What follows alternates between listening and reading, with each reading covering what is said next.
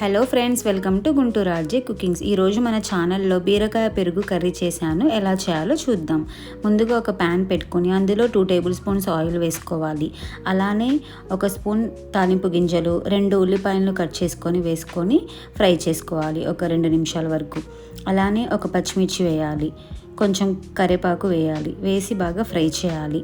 అలానే కొంచెం పసుపు, టేస్ట్కి సరిపడంత ఉప్పు వేసుకొని బాగా 2 నిమిషాల వరకు ఫ్రై చేసుకోవాలి. చాలా సింపుల్గా చేయొచ్చండి ఈ కర్రీ, చాలా బాగుంటుంది. అలానే కొంచెం అల్లం వెల్లుల్లి పేస్ట్ వేసుకొని బాగా పచ్చివాసన పోయేంత వరకు అల్లం వెల్లుల్లి పేస్ట్ ఫ్రై చేయాలి. అలానే 2 పండు టమాటాలని మిక్సీ వేసుకొని ప్యూరీ చేసుకొని వేసుకోవాలి.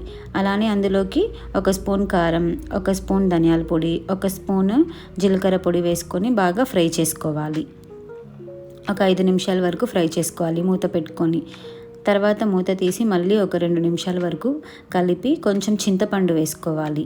అలానే ముందుగా మనం 1/2 కేజీ బీరకాయల్ని కడిగి బాగా కట్ చేసి చిన్న చిన్న ముక్కలుగా పక్కన పెట్టుకున్నాము. ఆ బీరకాయల్ని వేసి బాగా ఇలా వీడియోలో చూపించినట్లు 2 నిమిషాల వరకు మూత పెట్టుకొని ఫ్రై చేసుకోవాలి. చాలా బాగుంటుందండి ఈ కర్రీ అనేది, చాలా సింపుల్గా తయారవుతుంది. అలానే కొంచెం కొత్తిమీర వేసుకోవాలి, వేసి ఒక 2 నిమిషాల వరకు ఫ్రై చేసుకోవాలి. తర్వాత 1 గ్లాస్ వాటర్ వేసుకోవాలి గ్రేవీ కన్సిస్టెన్సీకి, అంటే మీరు 2 గ్లాసులు కూడా వేసుకోవచ్చు. అలానే చివరికి ఒక 3 టేబుల్ స్పూన్ల పెరుగు వేసుకోవాలి. ఇందులోకి పెరుగు వేసుకోవడం వల్ల ఈ కర్రీ టేస్ట్ చాలా బాగుంటుంది.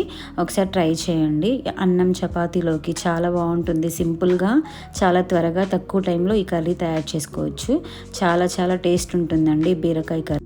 తప్పకుండా ఒకసారి మీరు కూడా ట్రై చేయండి. థ్యాంక్ యూ ఫర్ వాచింగ్ అండి. ప్లీజ్ ఈ వీడియో మీకు నచ్చినట్లయితే తప్పకుండా సబ్స్క్రైబ్ చేసుకోండి. Bye friends.